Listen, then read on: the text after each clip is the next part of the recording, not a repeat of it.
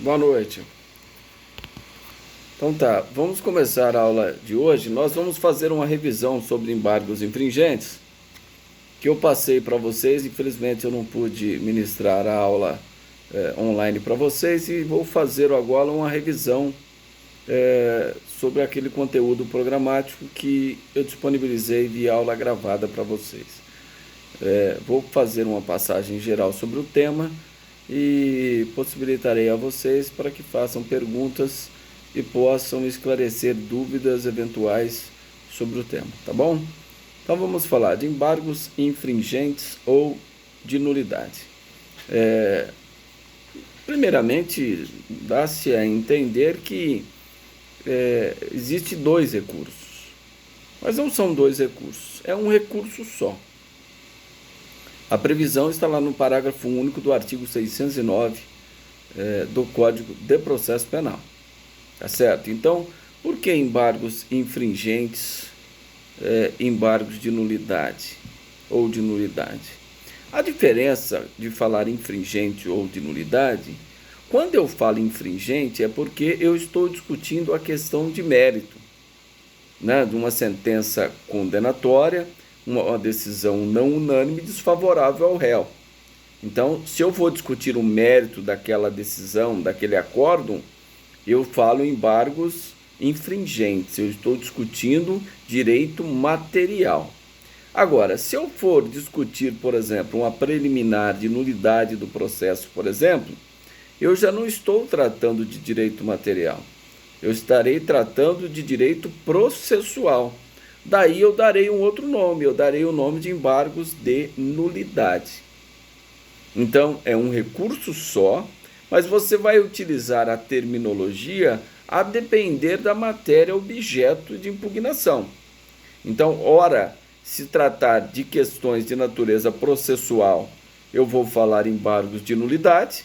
Se eu estiver discutindo o mérito da causa, eu vou falar em embargos infringentes, certo? Então, esta é a diferenciação da terminologia, ora infringente, ora de nulidade. Tudo bem? Bom, a previsão nós já falamos, né?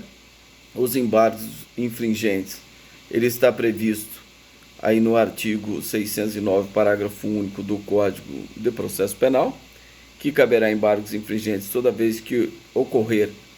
Sol, tem um microfone aberto aí, senão eu tenho que fechar por aqui. Então, tem um microfone aberto aí, por gentileza, vamos fechar, senão fica difícil aqui.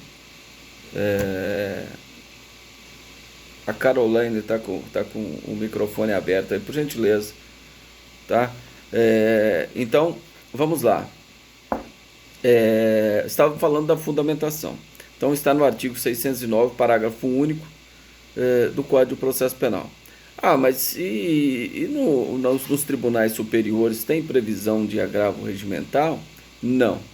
No STJ, aliás, embargos infringentes, desculpe, tem previsão de embargos infringentes no STJ? Não.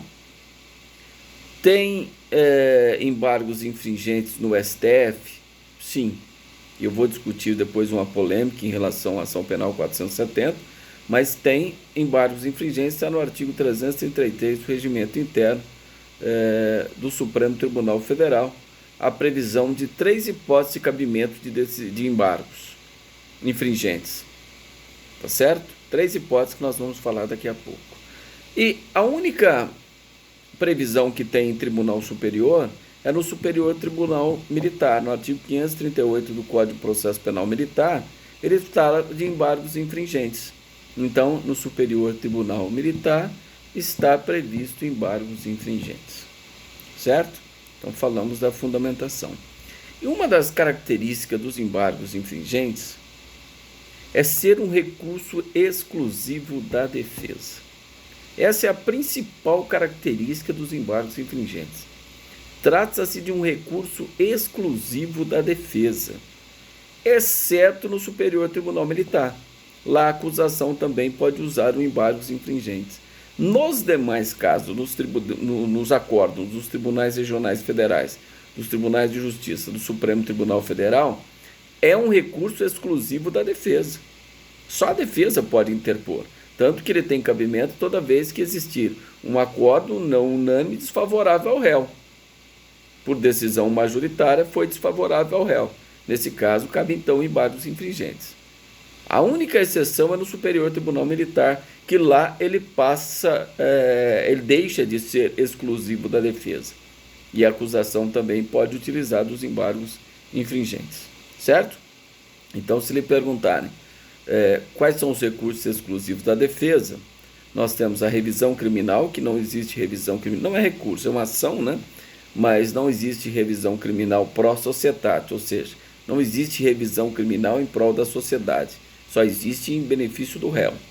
Então é um, entre aspas, recurso exclusivo da defesa. Embargos infringentes, tirando essa ressalva do artigo 538 do Código de Processo Penal Militar, é um recurso exclusivo da defesa. E tínhamos também, agora já revogado, há tempo, se não me engano, 2005, até um pouco, 2005, o protesto por novo júri. Também era um recurso exclusivo da defesa. Quando o réu era condenado por um único crime, a pena igual ou superior a 20 anos. Existia um recurso que chamava protesto por novo júri. Então, nesse caso, a defesa poderia, só ela poderia interpor esse recurso que chamava-se protesto por novo júri, mas agora não existe mais, porque foi revogado esse recurso que tinha previsão no Código de Processo Penal. Certo? Então, nós falamos das características dos embargos infringentes ou de nulidade. É ser exclusivo da defesa. Certo? Então, quem tem legitimidade, já falando da legitimidade? A defesa. E aí discute-se se o próprio réu teria legitimidade para interpor embargos infringentes. Uma parte da doutrina minoritária, lógico, defende que sim, que ele poderia ele próprio, não necessitaria da capacidade postulatória. Mas isso não prevalece, porque o próprio artigo 1º da Lei 8.906 de 94, que é o Estatuto de Ética, né, da Ordem dos Advogados do Brasil, ela exclui a necessidade de capacidade postulatória somente para o habeas corpus e não fala de embargos infringentes. Então, os embargos infringentes, para que sejam opostos, é necessário que se tenha capacidade postulatória, ou seja, somente através do advogado. Com essa ressalva do entendimento minoritário que o próprio réu poderia interpor sem a necessidade do advogado. Certo? Então, legitimidade somente a defesa. Tá? Agora, entende-se também, e aí tem discussão doutrinária a esse respeito, mas não vejo nenhum problema, porque o Ministério Público, antes de parte, ele é um fiscal da lei. Então, entende-se que o Ministério Público também pode propor o recurso de embargos infringentes somente quando for em favor do réu. Então, ele poderia interpor embargos infringentes? Sim, se for em favor do réu. Por quê? Veda-se aí nos embargos infringentes a reformatio impégios. Então, se é um recurso exclusivo da defesa, se só a defesa recorre, é evidente que o tribunal não pode aumentar a pena, ou ele mantém do jeito que está, ou ele diminui. Então, se o Ministério Público entrar com embargos infringentes em favor do réu, nós temos que observar também a vedação a reformatio impégios, ou seja, ou permanece a situação como está, ou melhora a situação do réu, nunca piorar, tá? Porque trata-se de um recurso exclusivo da defesa. Então, o Ministério Público poderia somente em favor, e ainda assim há a discussão doutrinária, que ele não teria nem essa legitimidade. Mas aí eu vejo com ressalva essa parte da doutrina que discorda, porque como fiscal da lei não teria impedimento nenhum dele propor os embargos infringentes ou de nulidade em favor do réu. Ele estaria agindo antes de parte como fiscal da lei. Não vejo nenhum problema nesse sentido. Certo? Então vamos lá, vamos caminhar. Então nós falamos da legitimidade, falamos de cabimento, falamos de uma característica. Agora, eu pergunto a vocês, Em que acórdão, já que nós estamos falando de decisão de segundo grau, né? Não cabe embargos infringentes em primeiro grau, não cabe embargos infringentes em decisão do juizado especial. Por quê? Ou turma recursal? Porque turma recursal, o colégio recursal não é tribunal. E o artigo 609, parágrafo único, fala: caberá embargos infringentes de decisão proferida pelo tribunal, Tribunal Regional Federal ou Tribunal de Justiça. Tá? Então não cabe embargos infringentes em sede de juizado especial ou turma recursal. Tá? Só cabe de acórdão proferido pelo Tribunal Regional Federal e o Tribunal de Justiça dos Estados. Certo? Mas agora a pergunta que eu quero avançar com vocês é o seguinte: mas em todo acórdão caberá embargos infringentes? Quem já assistiu à aula já pode responder, né? Será que todo acórdão? Ou só alguns acórdãos em determinados recursos? Será que, por exemplo, julgou um habeas corpus, prestem atenção. 2 desembargadores são favoráveis a manter o paciente preso. Um desembargador é favorável a libertá-lo. Então nós temos uma decisão não unânime desfavorável ao paciente, ao autor do habeas corpus. Será que cabe embargos infringentes? Não cabe. Em acórdão de habeas corpus não cabe. Em revisão criminal cabe embargos infringentes? Também não. Em mandado de segurança cabe embargos infringentes? Também não. Em correição parcial cabe embargos infringentes? Também não. Ah, mas quando cabe então?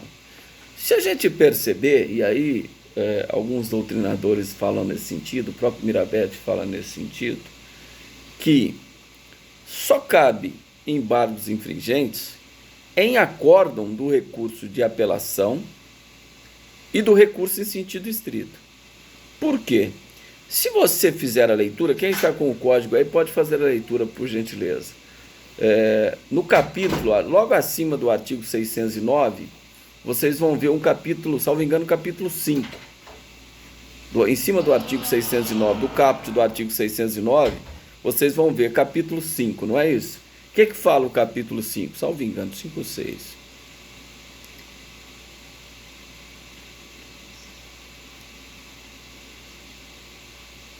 Ó, então, os embargos infringentes ou de nulidade estão inseridos no capítulo que trata do procedimento da apelação e do recurso em sentido estrito. Então, para o Mirabete, por exemplo, e para o STJ também, presta atenção, o STJ entende que só cabe embargos infringentes de recurso de apelação, quando julgam a apelação e são 3 desembargadores, fica 2-1 desfavorável ao réu.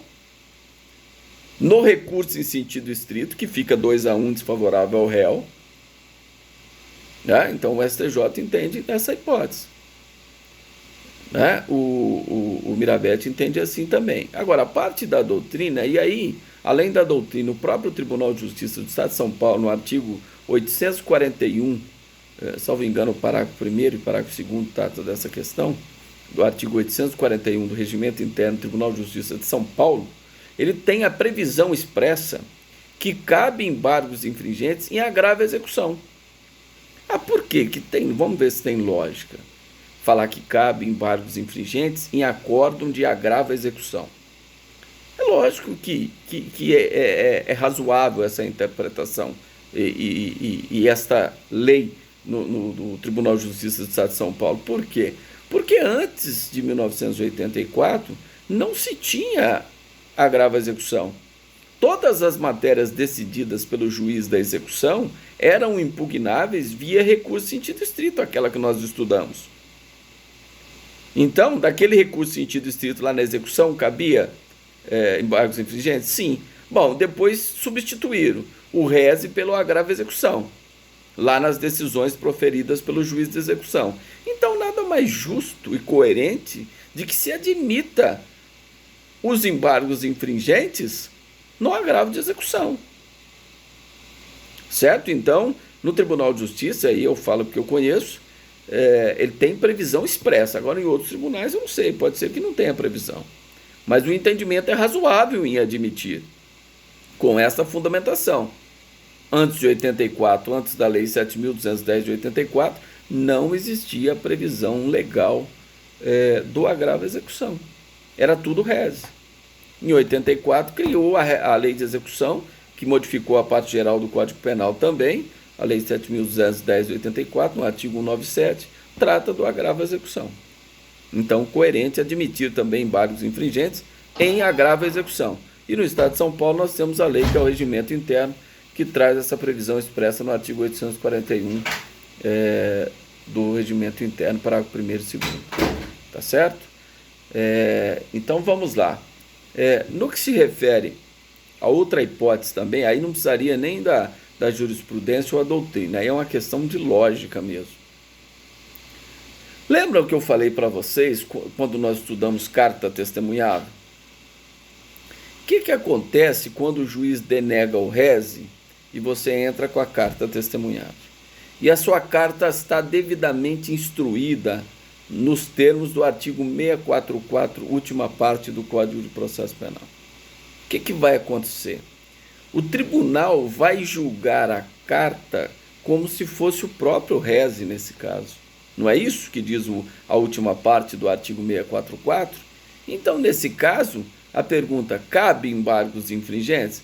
É lógico. Se o tribunal está julgando a carta como se fosse o próprio reze, é lógico que nesse caso caberá embargos infringentes. Agora, se a sua carta não está instruída, ele dá provimento à carta por decisão, aliás, ele nega provimento à carta por decisão não unânime, desfavorável ao réu, e a sua carta não está instruída, é lógico que nesse caso não é possível embargos infringentes. Só é possível quando ela estiver devidamente instruída e ele julga a carta como reze. Ou no caso da apelação, o juiz recebe a apelação, porém não remete a mesma ao tribunal. Aí nesse caso cabe carta testemunhável com fundamento no 639, inciso 2. Quando o juiz, embora recebendo o recurso, ele obsta seguimento para a instância superior. Né? Então, nesse caso, caberia também a carta testemunhável. Se ela estiver devidamente instruída, o tribunal vai julgar a carta como se fosse a própria apelação. E nesse caso, se ficar 2-1 desfavorável ao réu, é possível embargos infringentes, porque ele está julgando a carta como se fosse a própria apelação, porque a sua carta está instruída. É isso que diz a última parte do artigo 644. Então, isso é lógico. Isso é lógico porque a lei autoriza. Né? Então, nem se discute essa questão. Então, quando cabe embargos infringentes? Em que acordo? Na apelação, no recurso interdistrito, na carta testemunhável, quando ela for julgada na forma do 644, última parte, e no agravo à execução para aqueles que entendem, e alguns tribunais que colocam no seu próprio regimento interno. Certo? Outros defendem que não. Olha, o Código de Processo Penal fala em embargos infringentes, ele só fala em reze e apelação, não fala em mais nada. Então, só admite em reze e apelação, ponto final. E a carta, né, quando ele julgar a própria carta como se fosse apelação ou reze, não admitindo-se o agravo à execução. Parte da doutrina segue esse entendimento, o STJ segue esse entendimento. No STF tem uns casos específicos de propor embargos infringentes, competência originária, nós vamos estudar daqui a pouco. Tá certo? Tudo bem? Então, esses embargos, modalidades de embargos, eles podem ser de todo o julgado ou pode ser só parte dele, depende de onde houve a divergência. Então, um dos requisitos para que você possa opor embargos infringentes ou de nulidade é que haja divergência no acordo. E essa divergência deve ser desfavorável ao réu. Né? Então, 2 desembargadores votam para condenar, um desembargador vota para absolver. Então, nós temos aí uma divergência de voto, um julgamento não unânime que foi desfavorável ao réu. Né? Então, agora, pode ser, prestem atenção, pode ser que 2 desembargadores condenam no regime fechado. E o terceiro desembargador também condena. Então, até aí não tem divergência. Só que o terceiro desembargador condena no regime semiaberto. Eu posso opor embargos infringentes nesse caso? Posso. Só que meus embargos infringentes serão o quê? Parciais. Eu só posso impugnar via embargos infringentes a questão do regime. Ora, esse regime semiaberto é mais favorável ao réu. Então eu tenho uma decisão não unânime desfavorável ao réu no quesito que regime de cumprimento de pena. Ah, mas e na condenação lá os três desembargadores condenaram, mantiveram a pena, não tem discussão, não tem divergência. Então não cabe embargos infringentes ou de nulidade nesse caso. Ah, mas eu posso interpor os embargos parciais para discutir o regime? Lógico que sim, porque aí há uma divergência. Ficou 2-1, dois desembargadores votaram para o regime fechado, um desembargador votou pelo semiaberto. Então nós temos essa parte, essa divergência parcial no que se refere ao regime inicial de cumprimento de pena. Então eu posso interpor embargos infringentes somente desta parte do acordo onde houve a divergência. Na parte unânime, não cabe embargos infringentes, porque falta a divergência. Tá certo? Isso é importante. Por que eu estou falando isso? Porque, preste atenção nesse exemplo que eu dei. O que não tem divergência segue execução definitiva. O que teve divergência, a parte do acordo que houve a divergência, você entra com os embargos, terá um efeito suspensivo. Então, vou dar um exemplo aqui no tráfico de droga. 2 desembargadores condenam, regime fechado, e votam para não liberar o veículo. Que a defesa pede para liberar o veículo, se votasse para condenar, mas pelo menos liberasse o veículo que foi apreendido. Um desembargador vota também para condenação, para manter o regime, só que ele é favorável a liberar o veículo. Então, nós temos aí uma decisão não unânime, desfavorável ao réu no que se refere à liberação ou não do veículo? Sim. Eu posso opor embargos infringentes para discutir e tentar mudar esses 2 votos que não liberaram o veículo? Sim. Só que e aquela parte que não houve divergência? Então, os embargos declaratórios, o prazo são 10 dias. Prazo processual, 798, parágrafo 1º, 10 dias exclui o dia inicial no cômputo do prazo. Lá no STF, o prazo é 15 dias. Aqui, no processo penal, prazo 10 dias. Então, você terá 10 dias para interpor embargos infringentes parciais em relação ao carro, mas em relação à condenação, eu queria discutir ela também lá nos tribunais superiores. Eu posso esperar julgar os embargos infringentes para depois promover o recurso especial extraordinário? Não. No prazo de 15 dias, além de eu já ter interposto no prazo de 10 dias embargos infringentes para discutir a liberação do carro, no prazo de 15 dias eu tenho que interpor recurso especial extraordinário ou ambos para discutir aquela sentença, aquele acórdão que confirmou a sentença condenatória. Se eu não o fizer no prazo de 15 dias, vai transitar em julgado. Olha que interessante. Por quê? A parte que não houve divergência, ela segue a execução definitiva. Então, não teve divergência na condenação? Não. Os 3 votaram pela condenação? Votaram. Então, não cabe embargos infringentes. Então, segue. Se você quiser discutir essa questão, no prazo de 15 dias, você tem que ter recurso especial extraordinário ou ambos. E no prazo de 10 dias eu quero discutir a liberação do carro. Eu interponho embargos infringentes no prazo de 10 dias. Então você vai ter que interpor, depende da situação, 3 recursos. 1 no prazo de 10 dias e 2 no prazo de 15 dias. Mas eu não posso esperar deixar julgar aquele embargo primeiro, para depois eu entrar com o especial extraordinário e discutir a questão da pena, da sentença condenatória? Não.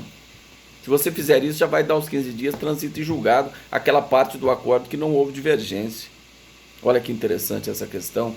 Quem pode ler aí, localize aí a súmula 354 do STF. Vamos localizar aí, por gentileza. STF. 354.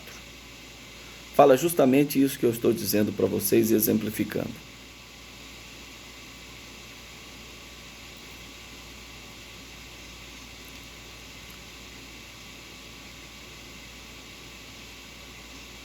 É isso que eu acabei de explicar? Aquilo que não houve divergência segue a execução definitiva, ele corre, ele está andando. Se você não interpõe no recurso especial extraordinário no prazo de 15 dias corridos, e não é útil, né? Porque no processo penal os dias são corridos. 15 dias corridos, vai transitar em julgado aquela parte da condenação. Ah, mas e na hora que discutir lá os embargos infringentes? Eu não posso? Não. Você vai poder entrar com recurso especial extraordinário ou ambos para discutir a liberação do carro. Direito de propriedade, violação do dispositivo da lei de drogas que não liberou o veículo, efeitos da condenação lá no Código Penal. Você vai discutir isso. Mas discutir o mérito da condenação você não discute mais. Porque você deixou passar os 15 dias, essa parte transitou em julgado, você não pode discutir mais. Entenderam essa questão? Exatamente a súmula 354 que nós acabamos de fazer a leitura aí, que vocês ouviram, tá certo? Embargos parciais, tá? Agora, outro ponto que eu quero colocar para vocês, será que cabe embargos infringentes da parte da fundamentação do voto? Porque nós falamos que tem que ter divergência no voto. Então, 2-1. São 3 desembargadores que participam do julgamento. Decisão não unânime favorável ao réu. Então, tem que ser 2-1. O réu fica vencido. Ele pode entrar com embargos infringentes ou de nulidade. Seja no aspecto do direito material ou processual. Embargos infringentes ou de nulidade. Vou dar um exemplo para vocês. Vamos imaginar se vai e vocês vão dizer se cabe ou não embargos infringentes. Justamente é a peça processual que eu passei para vocês fazerem de embargos infringentes. Eu dei esse exemplo lá na peça. Justamente foi para vocês buscarem esse fundamento. 3 desembargadores absolveram o réu, certo? 3 desembargadores absolveram o réu.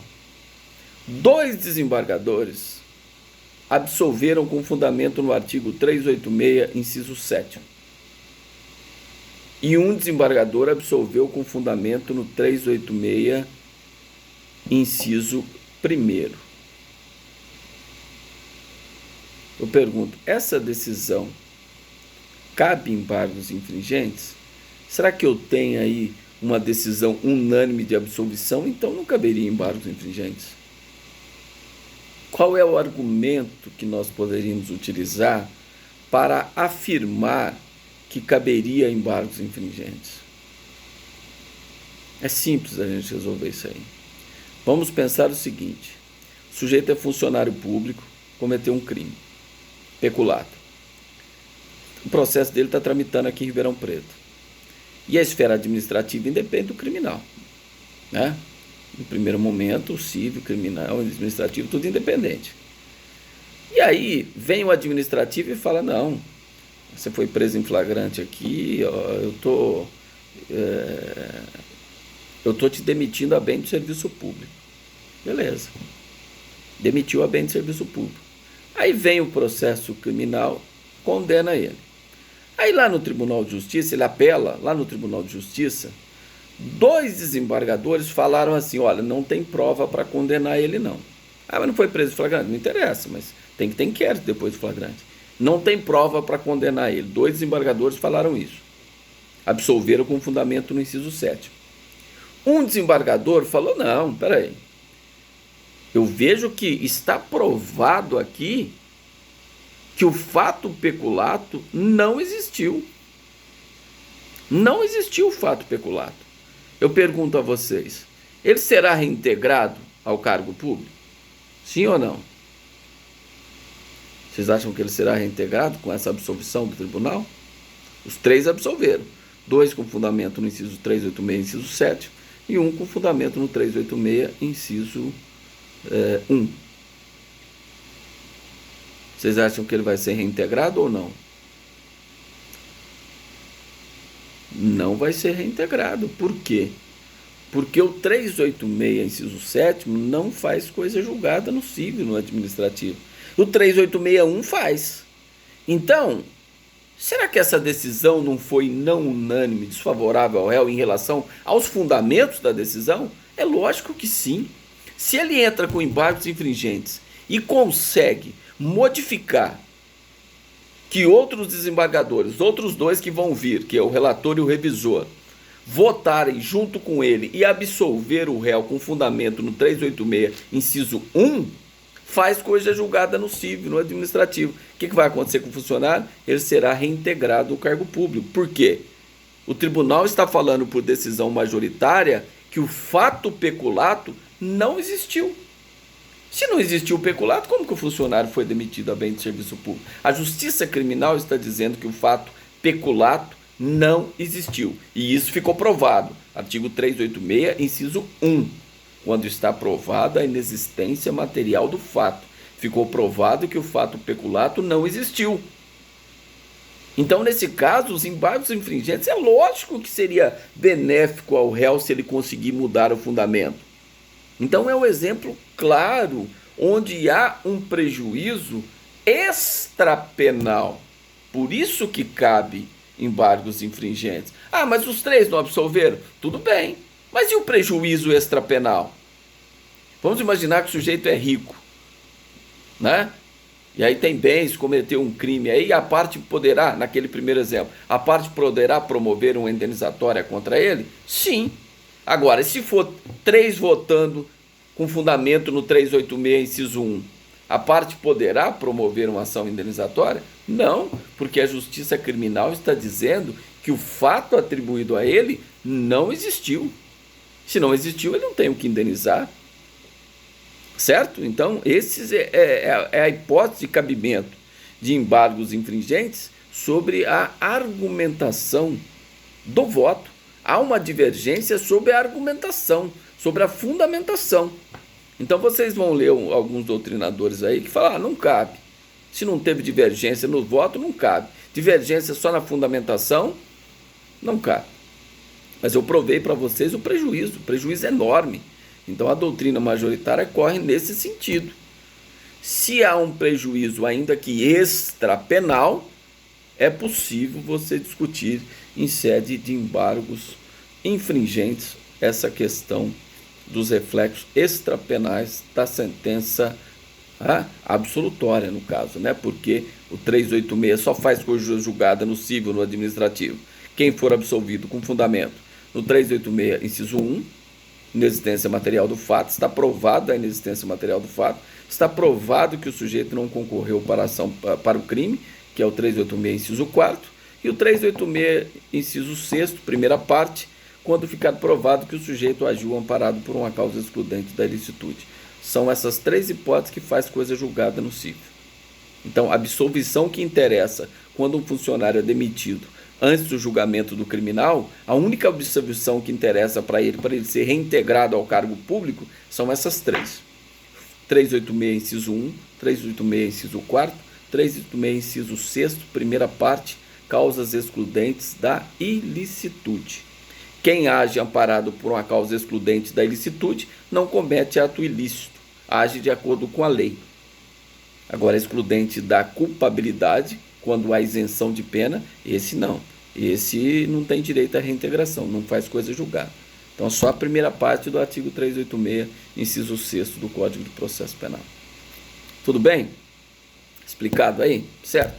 Então, falamos do prazo também, né? O prazo são 10 dias, do Código de Processo Penal, prazo processual, artigo 798, parágrafo 5º do Código. Aliás, parágrafo 5º é a forma de intimação. Parágrafo 1º do artigo 798 do Código de Processo Penal. Exclui-se o dia inicial no cômputo do prazo. Certo? Então, o prazo são 10 dias. E você interpõe juntamente com as razões. Não tem como você interpor e depois apresentar as razões. Não. Você tem que fazer tudo junto. Interposição e razões. Então, você vai endereçar a quem? Ao relator do processo. Relator do recurso de apelação, relator do recurso em sentido estrito, relator da carta testemunhável devidamente instruída, relator do agravo à execução aqui no Tribunal de Justiça do Estado de São Paulo. Você vai endereçar ao relator, certo? Aí você vai endereçar, interpor, vem por meio dessa, interpor embargos infringentes com fundamento no artigo 609, parágrafo único do Código de Processo Penal, tendo em vista a divergência na votação em prejuízo ao réu, pelos seguintes fatos e fundamentos que passam a seguir nas razões. Aí as razões você endereça a quem? Você pode endereçar ao presidente da seção criminal, porque os embargos infringentes pode ser julgado pela própria Câmara ou por turmas.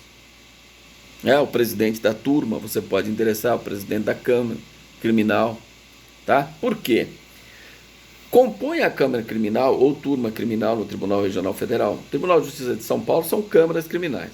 O Tribunal Regional Federal são turmas criminais. Só muda a terminologia.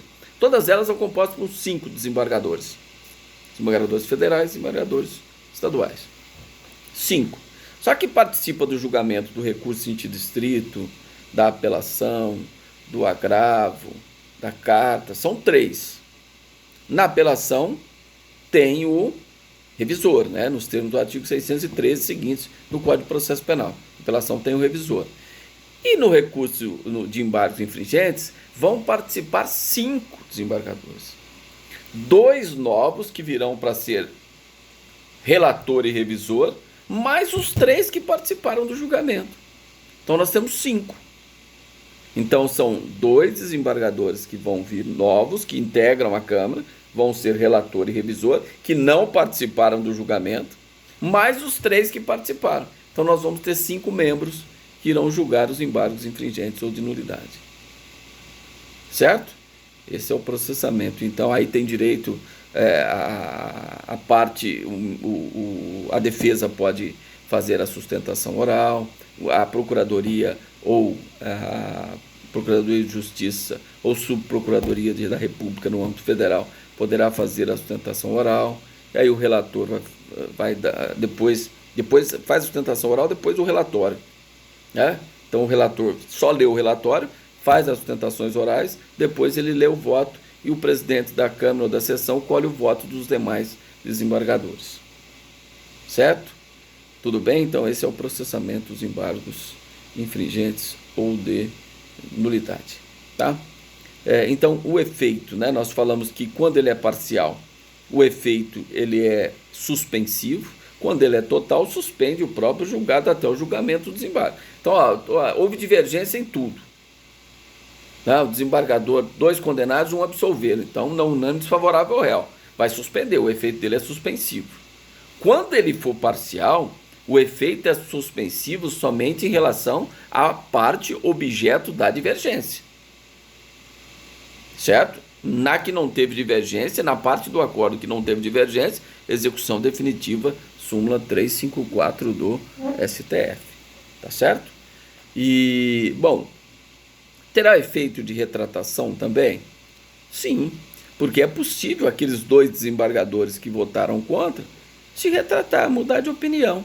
Falar, não, nós entendemos que estávamos equivocados, estamos votando agora junto com o relator que está votando junto com o voto vencido naquele recurso de apelação. Então ele pode se retratar. Tá? Então você vai endereçar ao relator do acordo, e que foi o voto vencedor, um dos votos vencedores, e que depois eles podem se retratar, podem mudar de ideia. Tá? Não tem problema algum.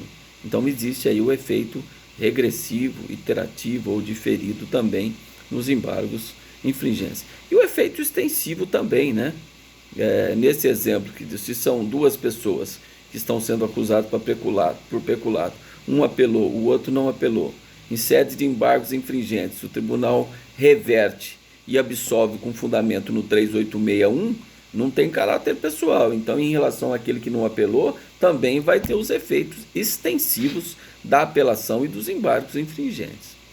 Tá? Esse é o artigo 580 do Código de Processo Penal. Artigo 580 que fala do efeito extensivo toda vez que não estiver nenhuma circunstância de caráter pessoal, esse efeito extensivo se comunica. Tá? E vamos falar agora então um pouquinho dos embargos infringentes no Supremo Tribunal Federal. De acordo com o regimento interno, salvo engano, artigo 333 do regimento interno do Supremo Tribunal Federal, cabe embargos infringentes em 3 situações. Primeira, toda vez que o tribunal em competência originária julgar procedente a ação penal. Então, o deputado cometeu um crime de corrupção no exercício do mandato e a corrupção está relacionada com a função. Então, o Supremo fala que, nesse caso, prerrogativa de função é o Supremo que vai julgar ele. Nessa ação penal contra o deputado, se for não unânime desfavorável ao réu, nesse caso, caberá embargos infringentes. Tá? Toda vez que julgar procedente, condenar, mas não unânime, desfavorável ao réu, nesse caso, embargos infringentes. A outra hipótese, toda vez que julgar procedente, revisão criminal. Então, se ele julga procedente revisão criminal, também é possível embargos infringentes. E toda vez que ele julgar em recurso ordinário, desfavorável ao réu. São as 3 hipóteses de cabimento de embargos infringentes frente ao Supremo Tribunal Federal. Tá? Mas por que eu falei da ação penal 470? Que é o mensalão. Eu acho que talvez os mais novos não se lembram, mas a maioria sabe o que foi o mensalão, né?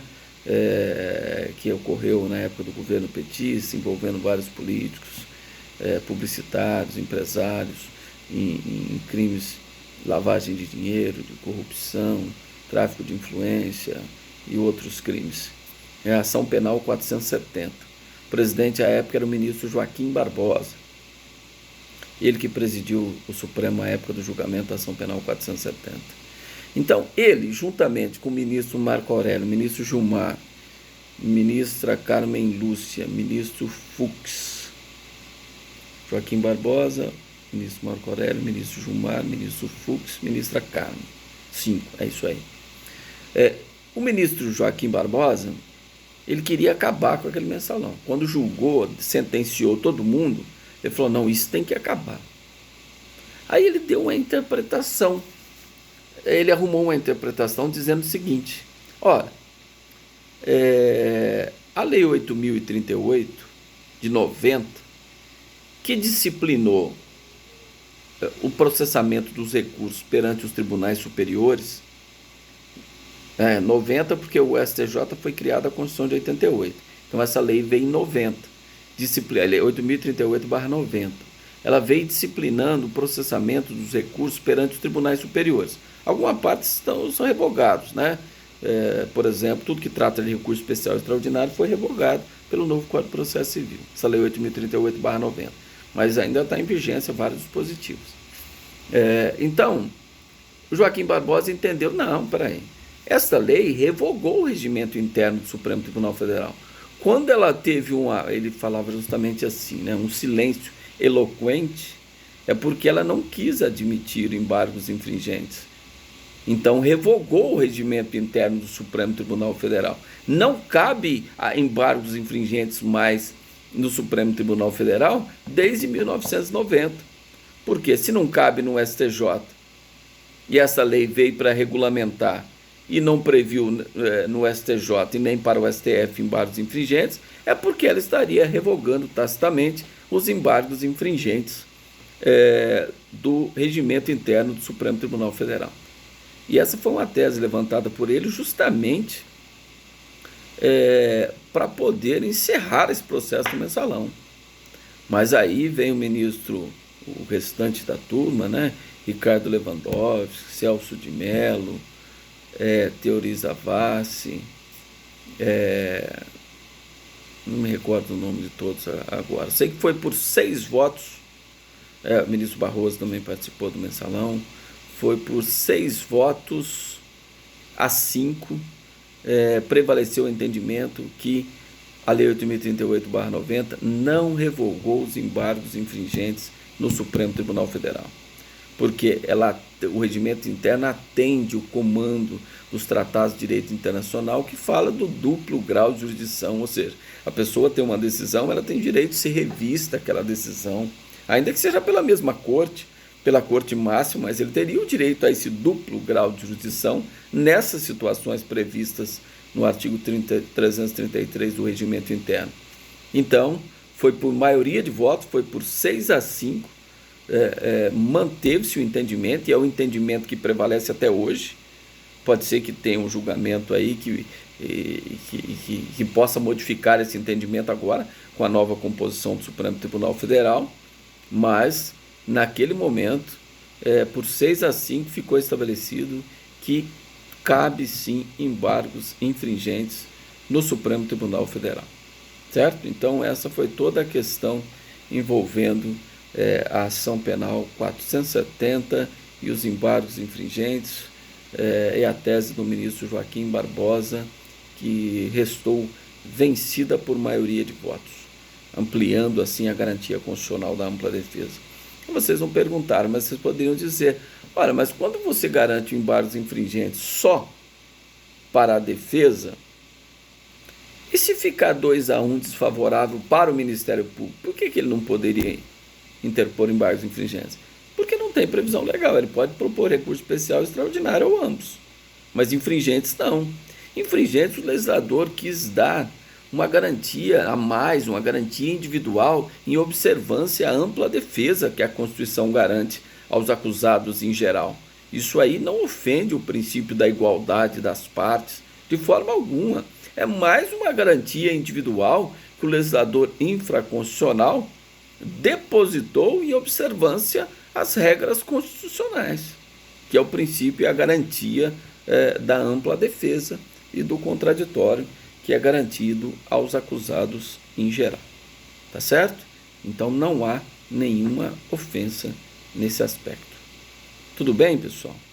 Quem tem perguntas? Vamos lá. Quem leu, quem ouviu a aula que eu passei gravada para vocês, é a aula de hoje, que eu estou praticamente reprisando a matéria.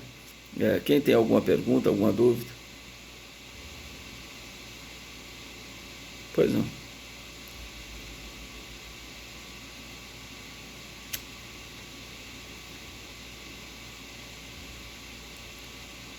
Não, não é que ele não pode julgar. Não cabe embargos infringentes no STJ. Então, por exemplo, um governador de estado, ele é julgado por quem? Não é pelo STJ, num crime comum? Então, o STJ, lá reuniu-se lá o pleno ou a sessão de turma. A turma, por maioria de votos, condena o governador. Ele pode propor embargos infringentes? Não, porque não tem previsão no STJ. Tá? A Lei 8.038 não fez previsão de embargos infringentes no STJ, então não cabe. Só cabe, de acordo com o Código de Processo Penal, em segunda instância, acórdão proferido pelo Tribunal de Justiça dos Estados ou pelo Tribunal Regional Federal das regiões. Nosso aqui é a terceira região. Certo? Então no STJ não tem previsão. Já no Superior Tribunal Militar, no Código de Processo Penal Militar, ele faz a previsão de embargos infringentes no Superior Tribunal Militar. Mas é o Código que faz essa referência.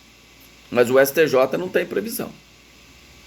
Certo? Agora, isso não impede que você entrou com os embargos infringentes, não conseguiu. Aí você entra com recurso especial extraordinário. Isso pode, no especial, chegar lá no STJ e ele vai analisar o recurso especial que você entrou, tendo em vista que você tinha uma decisão de última instância proferida para o tribunal. Porque você esgotou a instância toda entrando com embargos infringentes. Então não cabe mais recursos ordinários de segundo grau. Aí você entra com recurso especial. E aí o STJ vai analisar toda a questão. Certo? Só não tem previsão de competência originária do STJ analisar embargos infringentes das pessoas que são legitimadas para serem julgadas pelo STJ, competência originária. Tudo bem?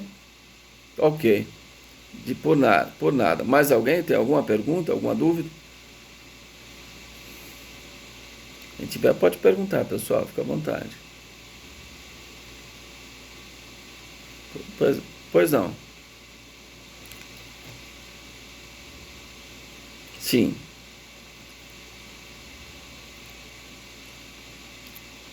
Sim,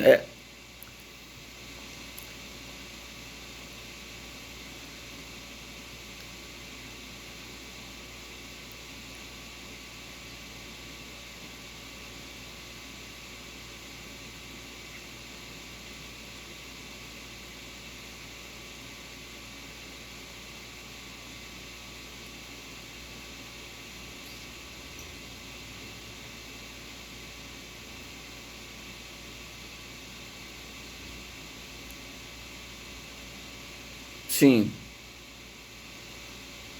sim.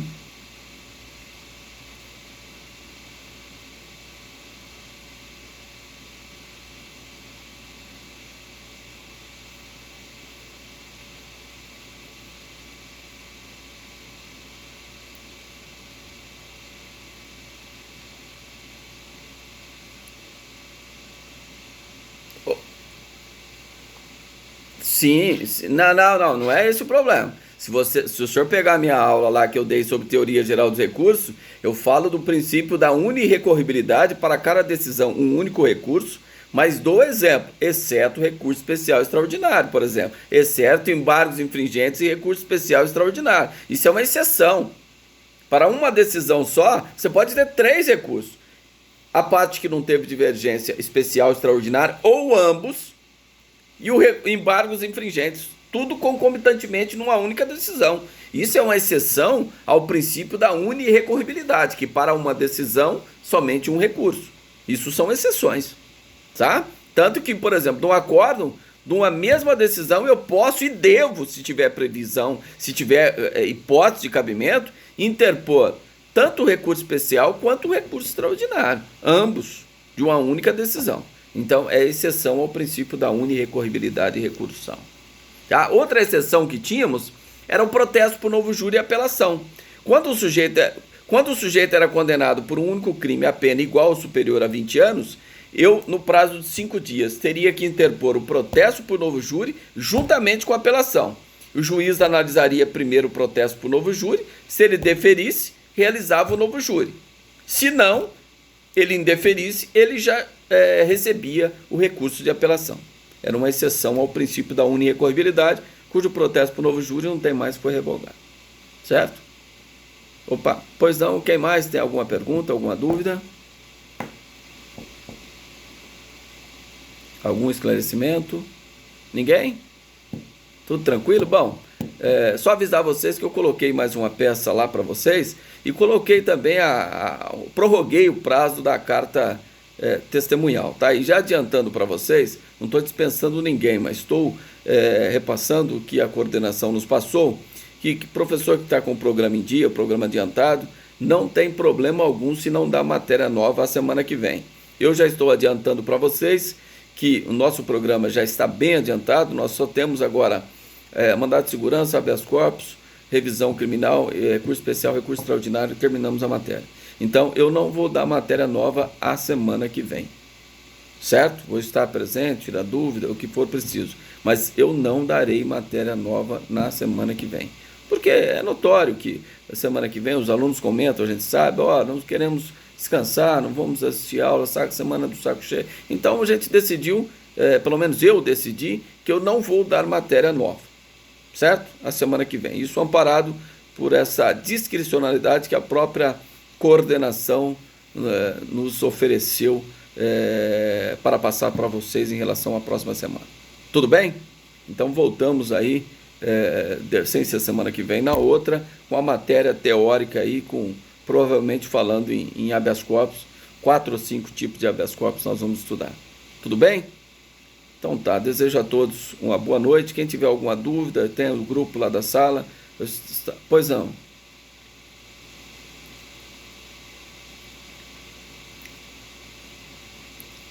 Bom, vamos ver, de repente a gente faz uma correção. Primeiro eu preciso corrigir ainda, não corrigi.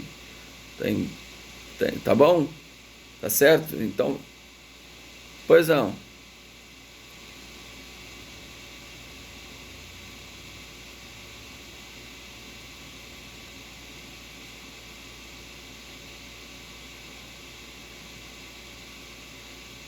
Olha, vou dar uma verificada. Eu fico louco, eu tenho 2 salas de teoria e 2 salas de prática, depois mais uma de teoria e mais uma de prática, de processo penal. 2 de processo penal 2 e uma de processo penal 1. Tem hora que eu faço uma confusão, na hora que eu vejo, já fiz, já não. Mas eu vou dar uma conferida lá e qualquer coisa eu acerto lá para vocês. Tá bom, gente? Então tá. Fiquem todos com Deus, tenham um bom final de semana e até amanhã para nossa aula de prática. Estarei aqui à disposição também para tirar dúvidas, tá bom? Tá, boa noite a todos, gente. Até mais. Boa noite.